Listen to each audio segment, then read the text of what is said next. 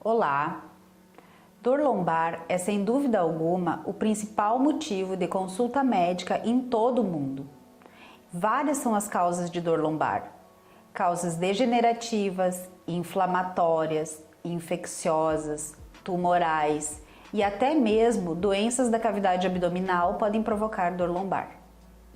Para conversar sobre um assunto tão vasto, eu convidei o neurocirurgião Dr. Pedro Biasi.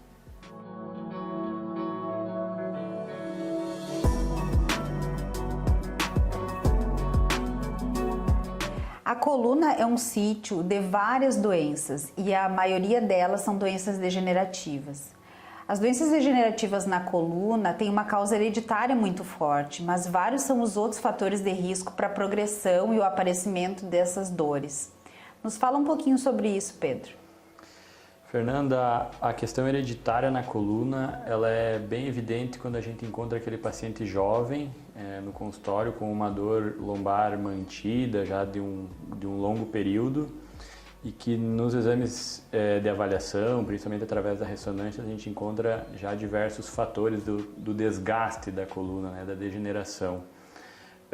O que acelera isso aí? A falta de cuidado, né?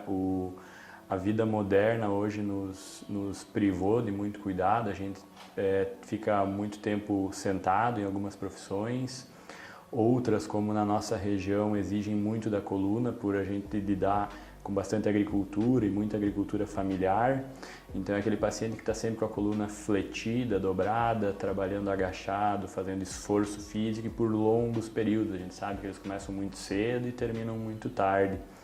Então o excesso de carga, o excesso de uso da coluna vai acelerar um processo que já existe ali, o paciente já está predisposto, né? Existem outros fatores de risco, né, Pedro, como por exemplo, pacientes que trabalham em movimentos de torção ou de flexão de tronco, posturas não ergonômicas durante o trabalho, pacientes que são sedentários, obesos. Então o controle de tudo isso é bem importante para evitar acrescentar um fator de risco já naqueles pacientes que têm uma tendência hereditária a ter doenças degenerativas na coluna, né? Com certeza. Tudo começa com o fato de que a nossa coluna ela já vem de uma evolução de animais que eram quadrúpedes, né, para nós que hoje somos bípedes. Então a gente inverteu o sentido da coluna, acrescentou uma carga que não era o natural, e aí a gente levar a coluna aos limites do movimento acrescenta muita carga, né? Eu sempre faço uma analogia com os pacientes com a caneta que eu tenho no consultório. Se eu começo a dobrar ela ou apertar ela no meio e torcer as pontas, ela vai quebrar. A coluna não vai quebrar, mas ela vai ser levada ao estiramento e aí vai sobrecarregar o disco, que é o amortecedor da coluna, os ligamentos, a musculatura.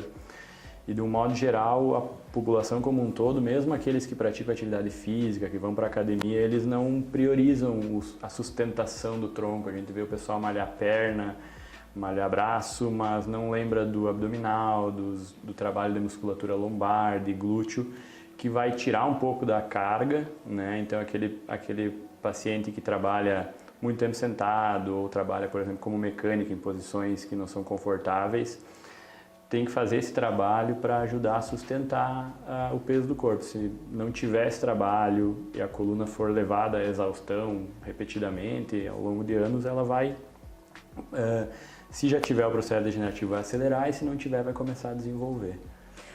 A gente, na clínica reumatológica, atende alguns pacientes com menos de 40 anos que não têm muitos fatores de risco para doença degenerativa lombar e que tem uma dor diferente da doença degenerativa, que é uma dor que acorda principalmente na segunda metade da noite, que acordam com rigidez no esqueleto axial, ou seja, na coluna, uma dificuldade de ficar reto.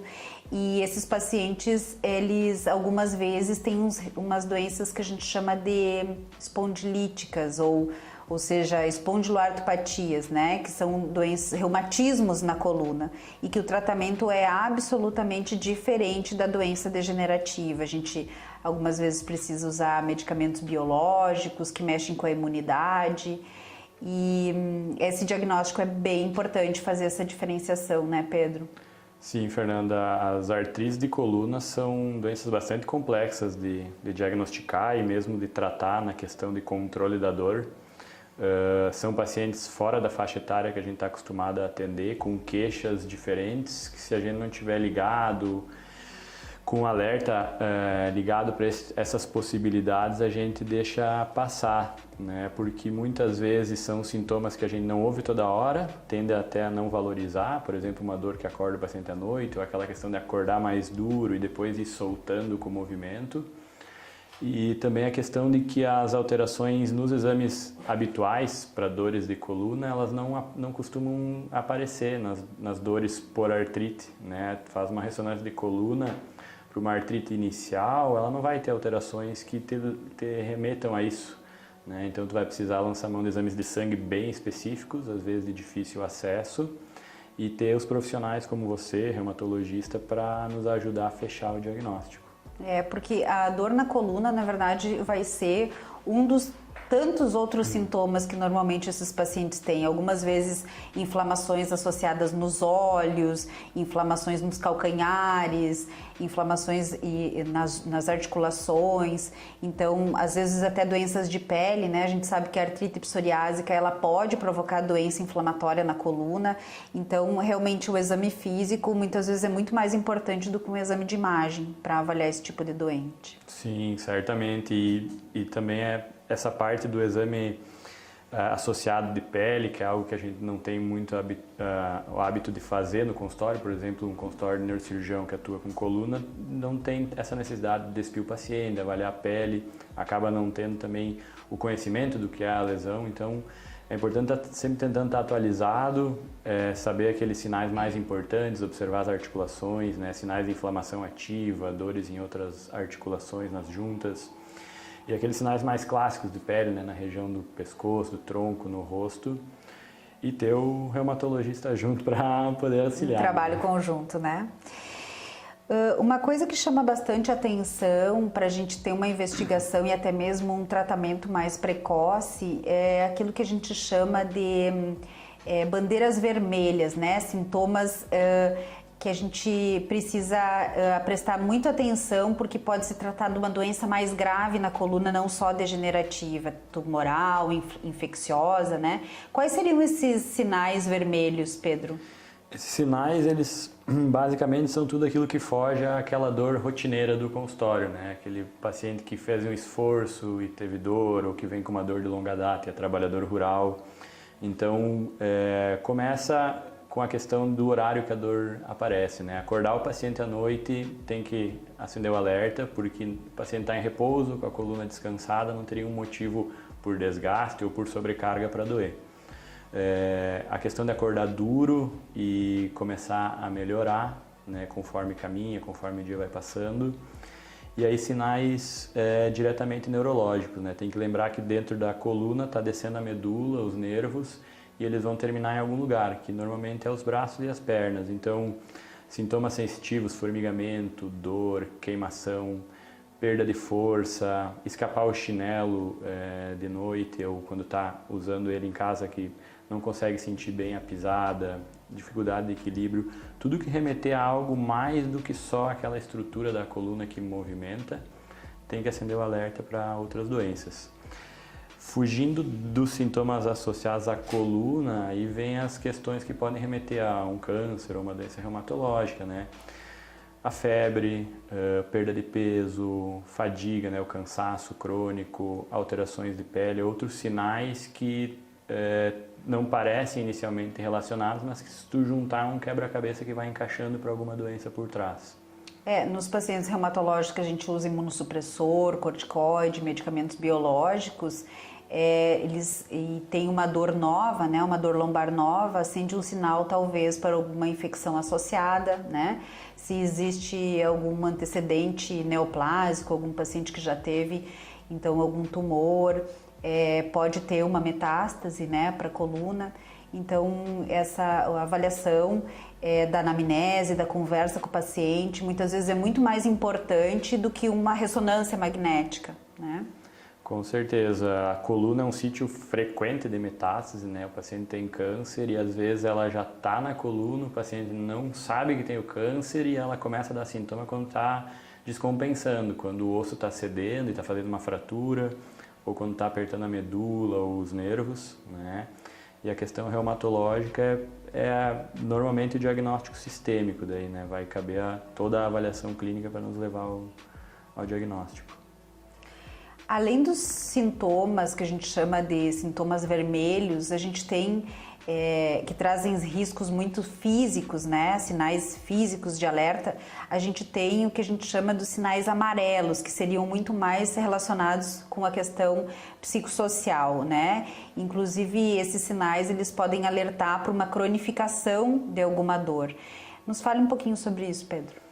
A parte psicológica ela afeta bastante a coluna e a coluna devolve afetando bastante a parte psicológica do paciente, né? Então a gente tem, até podemos separar mais ou menos em dois grupos, né? Aquele paciente que é afetado por essa dor de coluna, que é uma dor crônica, muitas vezes difícil de tratar, porque vai envolver o ambiente social e psicológico do paciente, né? Mudar uma profissão que às vezes não tem como um agricultor, um mecânico, né? A implicação de estar sempre se queixando de dor, sofrendo essa dor, e a gente sabe que a dor crônica persistente, ela cronifica mesmo com o tratamento, então às vezes tu até cura o processo de causa da dor na coluna, mas os nervos ali continuam enviando para o cérebro um sinal de dor, eles ficam viciados naquele sinal, e aí muda bastante o cenário, né? Isso traz implicações fortes sobre o psicológico do paciente. O tratamento vai ter que ser amplo, uma equipe multiprofissional, porque isso vai refletir na vida, na família e até em casos de afastamento do trabalho. Acho que tu lida até mais do que eu com isso, essa questão de implicação no rendimento do paciente, em mudar de função e ficar afastado do trabalho, implica já nas questões financeiras. Previdenciárias, né? Exatamente. E tem aquele caso que é o contrário, né? Como a coluna está envolta em músculo, ela é uma área que recebe muito aqueles casos psicossomáticos que a gente diz, paciente com outros problemas começa a refletir em dores na coluna, que costumam ser aí um pouquinho diferentes, né? Aquele paciente já vem com um perfil mais abalado, começa a ter dores um pouco menos precisas na queixa, aquela dor mais difusa, mal definida, cursa com um dolorimento contínuo, sensações estranhas, formigamento, a dor passeia, momentos que ele está tranquilo, a dor some, momentos de maior tensão ela intensifica e tem uma baixa resposta àqueles tratamentos convencionais, anti-inflamatório, analgésico, relaxante muscular. A gente usa tanto para doenças degenerativas em coluna, cronificadas, assim como em joelhos, alguns medicamentos que a princípio seriam usados como antidepressivos, né? Então nem sempre o paciente tem depressão e ainda assim a gente indica esse tipo de medicação pelos motivos que eu gostaria que tu nos explicasse. Perfeito, essa é uma questão boa, porque eu acabo sempre dizendo para o paciente não ler a bula, porque senão eles voltam questionando depois se não explicar bem se eu achei que eles estavam com depressão ou se eu achei que eles tinham uma doença mais grave, porque basicamente o tratamento da dor crônica, aquela parte que é a dor que eu não consigo modificar o fator causal, por exemplo, uma inflamação, uma artrite, uma fratura, ele é feito por medicamentos ou que são classificados como antidepressivos, mas uma classe bem específica e doses específicas até mais baixas, diferentes do que é usado para depressão, ou medicamentos anticonvulsivantes, que acende até um alerta, porque aí é aquela coisa mais impactante, né, mais de estigma de ter uma epilepsia, um ataque. Então é importante que os pacientes saibam que o remédio ele é criado, tem uma expectativa de funcionar, ele é classificado, testado e funciona. Depois que ele está no mercado é que se começa a ver outros usos, outras funções, e aí isso vem para o nosso dia a dia, né? Hoje temos medicações anticonvulsivantes e antidepressivas que são usadas praticamente só para tratamento de dor crônica ou dor de nervo, distúrbios de nervo, né? Mas elas continuam lá, antidepressivo e anticonvulsivante. Pedro, e dor nos membros inferiores, famosas dores nas pernas, elas podem ter origem na coluna? Fernanda, sem dúvida essas dores podem ter origem na coluna, né? A gente tem que lembrar que de dentro da coluna saem os nervos e eles vão parar lá na perna. Então, para o nosso cérebro, o nervo existe lá na perna. ele não sabe interpretar que o nervo que saiu da coluna está saindo ali da coluna. Então, por exemplo, uma hérnia de disco, e muitas vezes o paciente chega com aquela angústia no consultório, estou com dor nas costas, será que é hérnia de disco, porque é a doença mais conhecida? A hérnia de disco, tirando aquela fase aguda, hiperaguda, que tem a inflamação associada, a hérnia basicamente vai dar aquela dor que corre para a perna, né? Que é a famosa dor do ciático, que é o maior nervo do corpo e é o nervo que sai ali da coluna, das últimas vértebras, então mais suscetíveis a ter a hérnia, e vai parar lá na perna. Então, quando tiver uma hérnia estrangulando o nervo, apertando ele, o cérebro vai entender que o problema é lá no pé, lá na batata da perna, porque é lá que ele sabe que o nervo está agindo. O resto do caminho é só a passagem, ele não interpreta isso aí. Então, dores nas pernas sempre podem vir da coluna, né? E elas costumam ter esse padrão quando de hérnia, quando de compressão de nervo, de dor irradiada, dor em choque, formigamento, perda de força, dificuldade para caminhar. Mas a gente também pode ter dor nas pernas por outros motivos, né? Pode ter doenças ortopédicas, vasculares ou outras doenças neurológicas, né? Doenças de nervo, e aí a gente tem uma implicação, uma relação bastante grande com a reumatologia, né? As neuropatias, as doenças próprias dos nervos, né? Elas cursam menos com dor, mais com sintoma de disfunção do nervo, então fraqueza, dificuldade de caminhar, queimação, perda de sensibilidade, aquilo que eu falei antes que escapa o chinelo, né? E aí elas podem vir tanto da doença reumatológica, né, da autoimunidade, quanto até como consequência de algum tratamento que seja realizado, né, ou pelo próprio imunossupressor, pelo remédio, ou até pelas outras alterações que existem, né, as deficiências vitamínicas, tanto primárias, o paciente não está com a vitamina no corpo, quanto quando ela é mandada embora pela doença básica dele, pelo tratamento, né.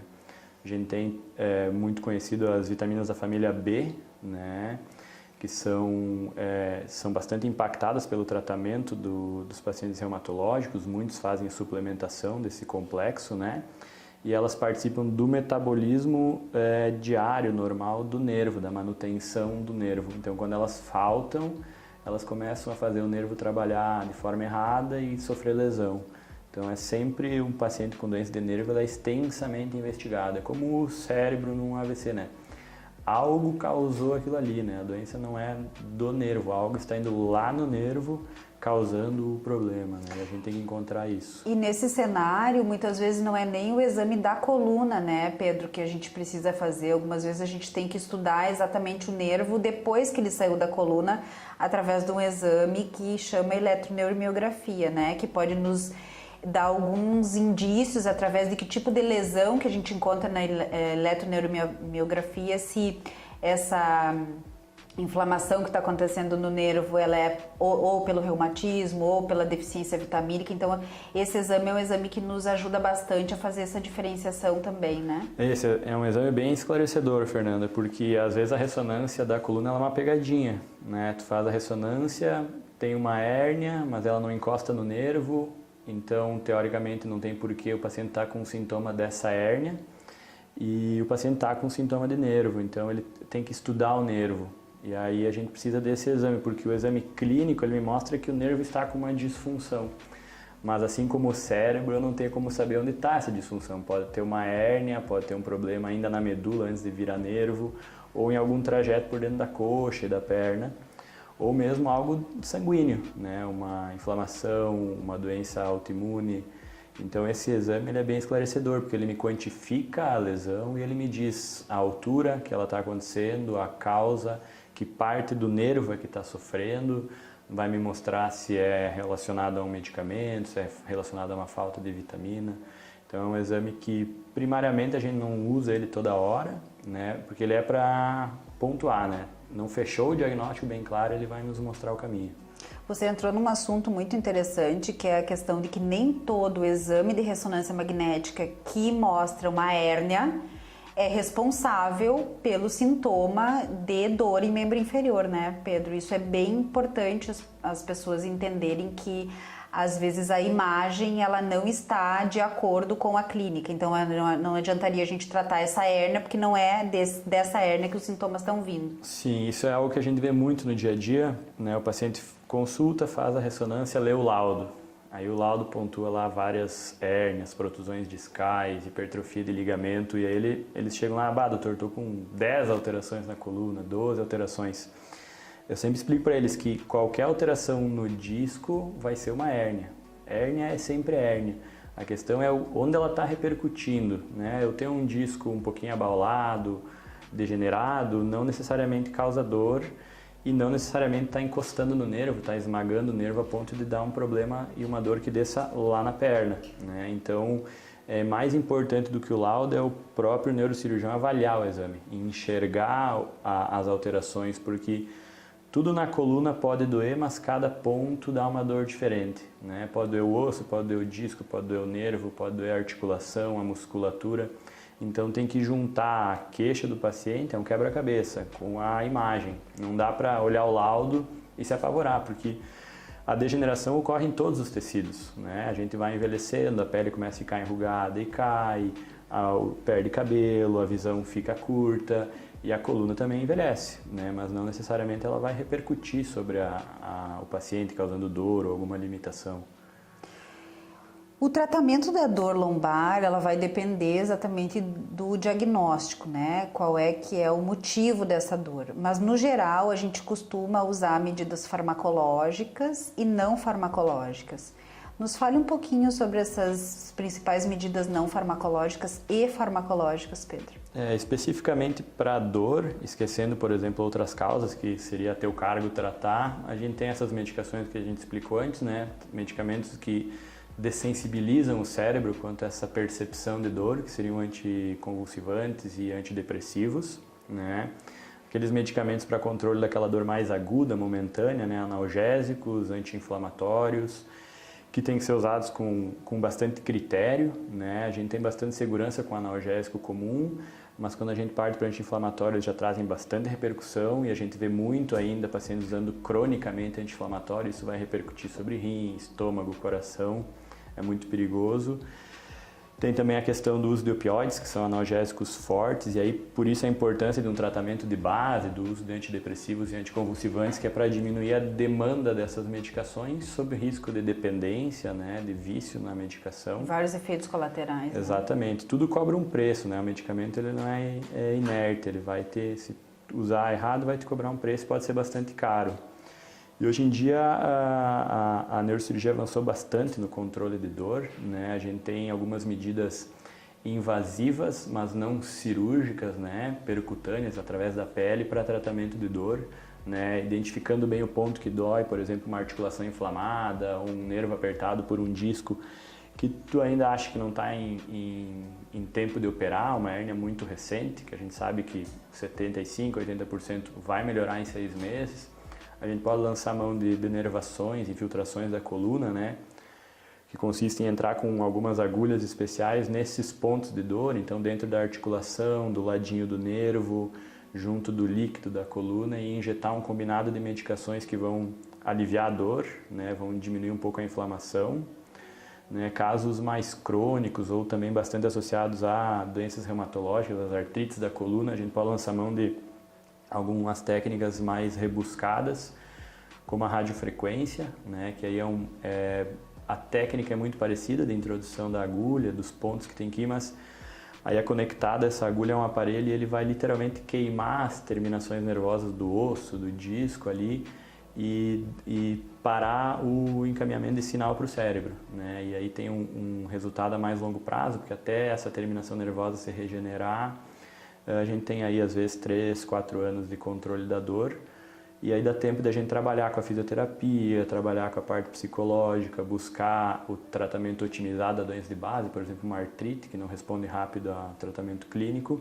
Ou mesmo controle de peso, reforço muscular através do exercício Exatamente, físico. né? Modificar os fatores causais ali, ajustar o trabalho, fazer um reforço muscular. A questão de obesidade, que é muito presente no mundo, né, está implicada diretamente com as maiores causas de morte e as maiores causas de afastamento do trabalho, né? Então, perder peso, o paciente olha para mim e diz, doutor, mas eu estou com dor, o que eu faço? Então, vamos otimizar o tratamento, vamos lançar a mão do que a gente tem e deixar sem dor. Mas não podemos ficar com esse controle de dor a vida inteira, a gente tem que modificar o fator, né? Então, bom, agora controlamos a dor, vai para a caminhada, vai para a academia, vamos suar a camisa e reverter a causa, né? E aí, em últimos casos, a gente vai ter tratamento cirúrgico, né?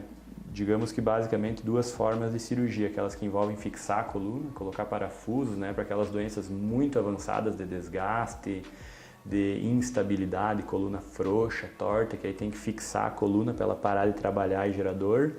E cirurgias minimamente invasivas, né, microcirurgias, por exemplo, uma hérnia de disco, um ligamento aumentado que está pressionando o nervo, cirurgias pequenas, cordezinhos de 2 a 3 centímetros, só para desapertar o nervo, tirar aquela dor específica que está descendo para a perna, né? Reabilita rápido o paciente, com bastante segurança. Tem uma gama bem grande de tratamento. O importante é o diagnóstico certo e pontuar para cada paciente o que fazer. Realmente, eu acho que você tocou num ponto bem importante, que o diagnóstico correto, né, é o que a gente tem que buscar sempre, porque algumas vezes a gente vê alguns pacientes muito preocupados em fazer exames de imagem, né, e às vezes, muitas vezes não é daí que vai sair o diagnóstico, é do exame físico, da conversa, da anamnese, que é importantíssimo nesses casos.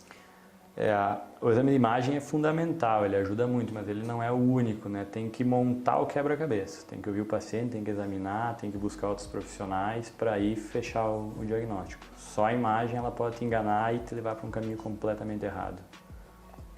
Pedro, eu te agradeço a participação mais uma vez no nosso programa. Esse assunto é um assunto muito interessante para todo mundo, para nós médicos que interagem com várias especialidades, os pacientes também precisam de todas essas orientações que a gente conversou aqui. Muito obrigada. Eu que agradeço, Fernanda, mais uma vez o convite e estou sempre à disposição para a gente ajudar a esclarecer a população. Obrigada. Se você estiver interessado nesse e outros assuntos, se inscrevam no nosso canal e ativem as notificações.